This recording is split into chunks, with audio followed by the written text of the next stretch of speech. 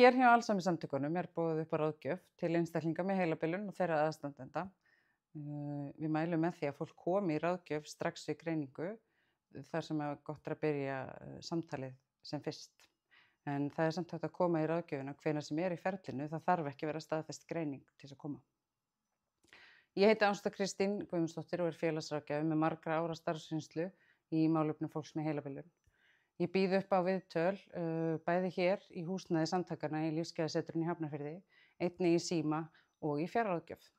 Það sem við förum yfir í viðtölunum er meðal annars samskipti og framtíðarsýn, umboðsmál, úrræði bæði til einstaklinga með heilabilun en einnig aðstandenda og líka hvað er hægt að gera núna og hvað er gott að hafa í huga í framtíðinni.